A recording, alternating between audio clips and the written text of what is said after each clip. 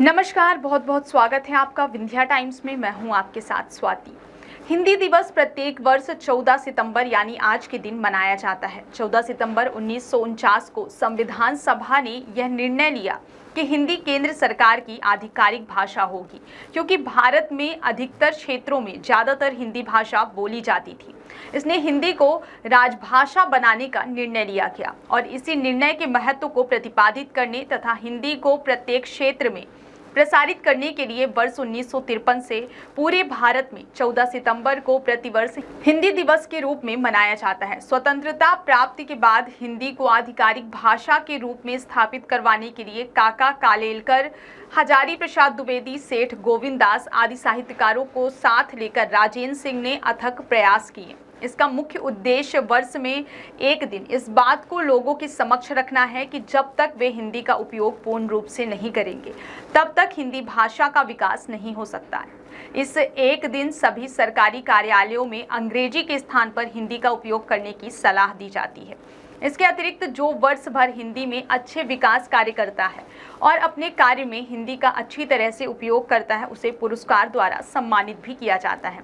आइए सुनते हैं मॉडल साइंस कॉलेज की प्रोफेसर डॉक्टर केसर कली तिवारी को, उन्होंने क्या कुछ कहा है। आज 14 सितंबर को हिंदी दिवस मनाया जाता है। कब से मनाया जा रहा है, क्या है? ये हिंदी दिवस आज़ादी के पश्चात 1949 14 सितंबर 1949 को हिंदी राजभाषा के रूप में घोषित की गई। आज हम मानते हैं कि हिंदी हमारी राष्ट्रभाषा है, लेकिन हमारे संविधान में कहीं भी ऐसा उल्लेख नहीं है कि हिंदी राष्ट्रभाषा है। राजभाषा का दर्जा प्राप्त करते हुए आज तक हिंदी अपनी सफ़र में अग्रसर है और वो केवल राजभाषा के रूप में ही रह गई। संविधान के अनुच्छेद 343 से लेकर 44-45 तक भाषा पर जो विचार किए गए हैं, भाषा को ही दिया गया था कि इनमें संशोधन कैसे होगा, क्या चीज़ें होंगी। कोई संशोधन नहीं हुआ। उसमें एक लाइन संविधान में लिखी थी कि जब तक हिंदी अपना काम सुचारू रूप से नहीं करने लगेगी, तब तक अंग्रेजी भाषा में काम काज चलता रहेगा। तो अगले उन्होंने एक दिशा निर्देश दे दिए, एक टाइम फिक्स कर दिया था कि अगले 15 वर्षों तक। वो 15 वर्ष आज 77-78 साल हो गए भारत को आज़ाद हुए, और वो 15 वर्ष वाली वो जो शर्त थी वो आज भी चल रही है। और हमारी हिंदी जो राष्ट्रभाषा के रूप में हम अंगीकृत कर चुके हैं, लेकिन लिखित रूप में वो राष्ट्रभाषा नहीं है, क्योंकि हम अंग्रेजी को ही मान रहे हैं। और जब उसको डिफाइन करते हैं या कि उसको एक यथार्थ धरातल पर लाने की कोशिश करते हैं, तो वो हमारी राष्ट्रभाषा नहीं है। हम राज्यभाषा का दर्जा ही प्राप्त है, इसलिए कहते हैं कि द्वितीय दर्जे की भाषा के रूप में हमारी हिंदी मानी जाती है। ठीक है।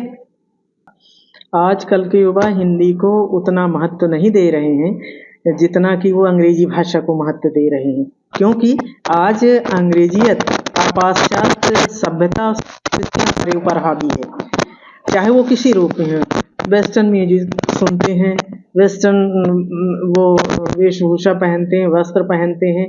तो इस तरह से हमें अपनी भारतीय संस्कृति की ओर युवाओं को लाना है, और तब उनके अंदर कि हमारी भाषा, हमारी संस्कृति, हमारी सभ्यता, हमारा धर्म, हमारे वेद, हमारे शास्त्र, जिस तरह से अभी हमारी गवर्नमेंट भी कर रही है कि वेदों की ओर लौटो। हमारे विवेकानंद जी ने कहा था कि भारत के युवाओं जागो और उठो और वेदों की ओर लौटो। तो इस तरह से जन जागरण का काम किया जा रहा है, जागृति फैलाई जा रही है, और कितना इम्प्लीमेंट होता है, कितना बच्चों पर असर होता है। हम लोग कॉलेज में अब इसीलिए भाषा संस्कृति पढ़ाने लगे।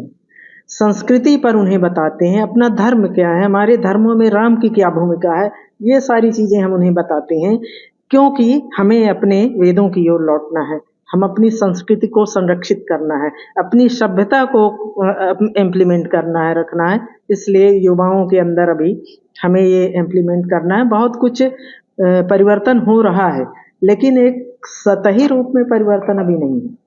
अभी उसके लिए आवश्यकता है समय की और मोटिवेशन की।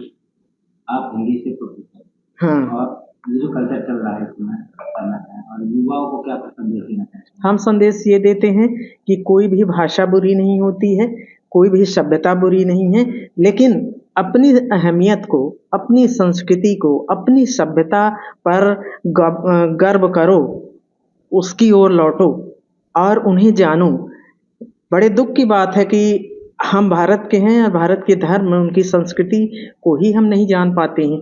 इसलिए हम ये बच्चों को एक प्रेरणा स्रोत के रूप में, एक संदेश के रूप में देते हैं कि जो विश्व का धर्म गुरु रहा है भारत, उसकी अहमियत को कायम रखो और तुम भी उस पर गौर करो। हम कहते हैं हिंदी भाषा को हम महत्व दे रहे हैं, लेकिन कोई भाषा बुरी नहीं होती, ना कोई साहित्य बुरा होता, ना कोई साहित्य बासी होता।